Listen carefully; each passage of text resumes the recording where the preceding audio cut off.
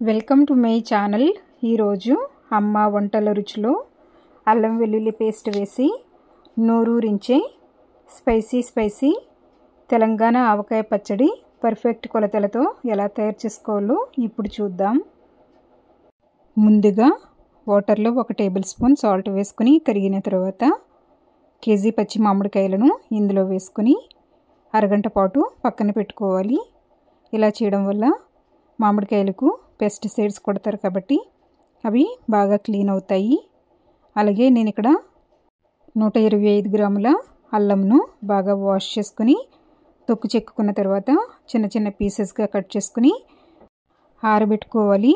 అలాగే అరగంట పాటు సాల్ట్ వాటర్లో నానబెట్టి ఉంచినటువంటి మామిడికాయలను నార్మల్ వాటర్తో 2-3 సార్లు బాగా వాష్ చేసుకున్న తర్వాత కాటన్ టవల్ పైన పెట్టుకుని తడి మొత్తం ఆరిపోయేంత వరకు ఆరబెట్టుకున్న తర్వాత మామిడికాయలను ఏదైనా క్లాత్తో నీట్గా తుడుచుకోవాలి.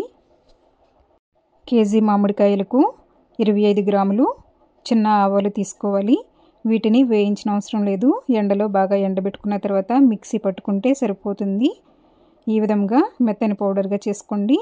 మీరు 4 టేబుల్ స్పూన్ల వరకు ఆవపిండి ఉంటుంది, 25 గ్రాములు వచ్చి. అలాగే 50 గ్రాములు జీలకర్ర, 5 గ్రాములు మెంతులను తీసుకోండి.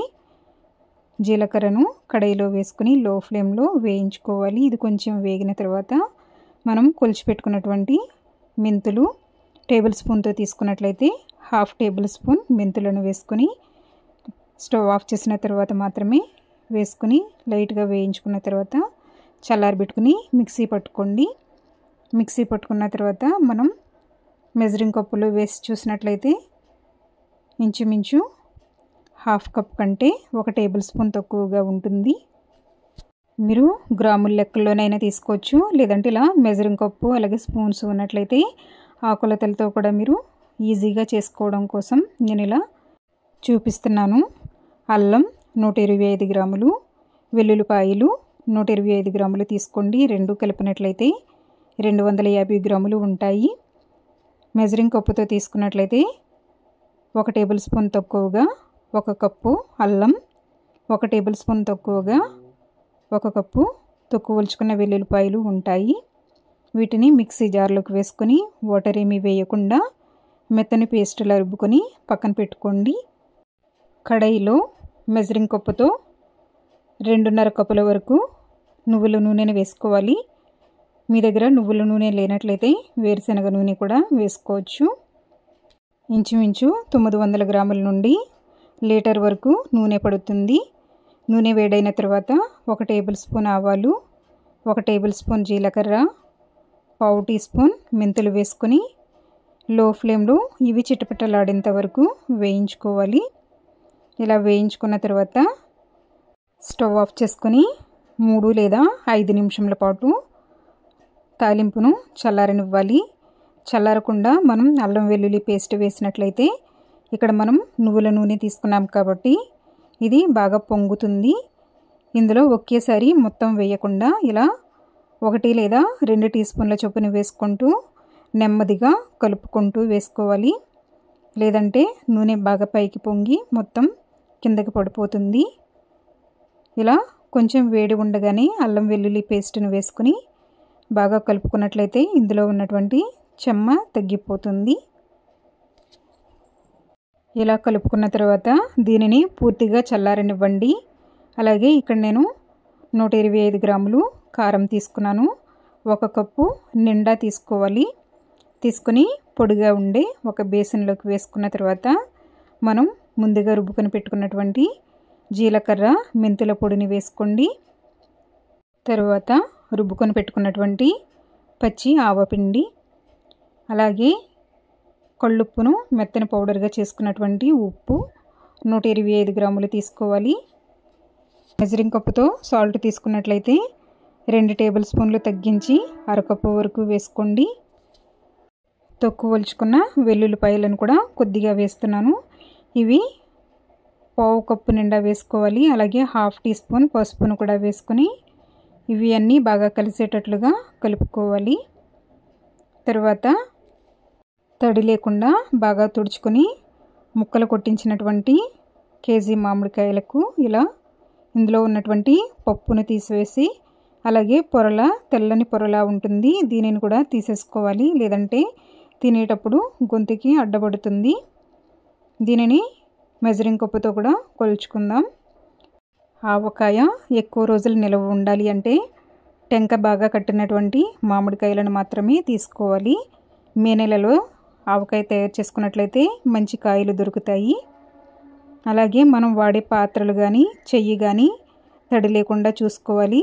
అలాగే మనం పచ్చడి జాడీలో వేసుకుంటున్నట్లయితే పచ్చడి జాడీని బాగా కడిగి వారం రోజుల పాటు ఆరబెట్టుకోవాలి, లేదంటే అది వాటర్ పీల్చుకుంటుంది కాబట్టి మనం తుడిచి వేసినా కూడా పచ్చడి పాడవుతుంది. పచ్చడి జాడీని ఎండలో పెట్టుకున్నట్లయితే 2 రోజుల పాటు ఎండలో పెట్టుకోండి. నీడని ఉంచినట్లయితే మాత్రం ఇంచుమించు 5 రోజుల నుంచి వారం రోజుల వరకు ఆరబెట్టుకోవాలి. మెజరింగ్ కప్పుతో కొలుచుకుంటే 6 కప్పుల వరకు ఉన్నాయి. వీటిని ఈ కారంలో వేసుకుని అన్నీ బాగా కలిసేటట్లుగా కలుపుకోండి. తర్వాత జీడి ముక్కలు 5 వరకు వేస్తున్నాను. ఇవి వేయడం వల్ల పచ్చడి ఎక్కువ కాలం నిలవ ఉంటుంది. వేసి ఒకసారి అంతా బాగా కలుపుకోండి. ఇప్పుడు మనం ముందుగా తాలింపు తయారు చేసి చల్లారబెట్టుకున్నాం కదా, దీనిని ఇందులో వేసుకోండి. అస్సలు వేడి ఉండకుండా చూసుకోవాలి. బాగా చల్లారిన తర్వాత మాత్రమే వేసి కలుపుకోండి. గరిటెతో కాకుండా చేత్తో కలుపుకున్నట్లయితే బాగా కలుస్తుంది. చెయ్యి కూడా తడేమీ లేకుండా చూసుకొని కలుపుకోండి. ఈ పచ్చడిని జాడీలోకి వేసుకుని 3వ రోజుని ఉప్పు కారం సరిపోనట్లయితే మీరు చూసుకుని వేసుకోవచ్చు. నేను చెప్పిన కొలతల ప్రకారంగా అయితే నాకైతే కరెక్ట్గా సరిపోయింది. పెర్ఫెక్ట్ కొలతలతో మీకు ఈజీగా తయారు చేసుకోవడం కోసం ఇలా తయారు చేసి చూపిస్తున్నాను. 3వ రోజుకెల్లా నూనె మొత్తం బాగా పైకి వస్తుంది. తర్వాత ఇలా జాడీలో నూనె వేసుకుని 1 టేబుల్ స్పూన్ వరకు నూనె వేసుకున్నట్లయితే సరిపోతుంది. బాగా డ్రైగా ఉన్నటువంటి పచ్చడి జాడీలోకి ఈ పచ్చడిని వేసుకొని మూత పెట్టి పైన ఏదైనా తెల్లటి కాటన్ క్లాత్ను కట్టుకోవాలి. దీంట్లోకి గాలి వెళ్ళకుండా చూసుకోండి. చూస్తున్నారు కదా, చూస్తుంటేనే నోరు ఊరుతుంది. ఇదే వీడియోలో నేను మరలా 3వ రోజున మీకు చూపిస్తాను పచ్చడి ఎలా ఊరింది అనేది. పచ్చడి కలుపుకున్నటువంటి బేసిన్లో కొద్దిగా రైస్ వేసి కలుపుకొని పిల్లలకి పెట్టినట్లయితే చాలా ఇష్టంగా తింటారు. 3వ రోజుని పొడిగా ఉండే బేసిన్లోకి ఈ పచ్చడి మొత్తం వేసుకొని ఒకసారి అంతా బాగా కలుపుకున్న తర్వాత మరలా పచ్చడి జాడీలోకి పచ్చడి మొత్తం తీసేసుకోవాలి.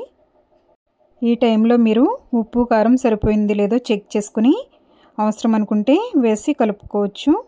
చూస్తున్నారు కదా, చూస్తుంటేనే నోరూరించే తెలంగాణ ఆవకాయ ఈజీగా రెడీ అయ్యింది. మీరు కూడా ఈ కొలతలతో ఒకసారి తయారు చేసుకుని ఎలా వచ్చిందో కామెంట్ చేయడం మర్చిపోకండి. తెలంగాణ ఆవకాయ చాలా స్పైసీగా ఉంటుంది, అలాగే ఎక్కువ గ్రేవీ కూడా ఉంటుంది.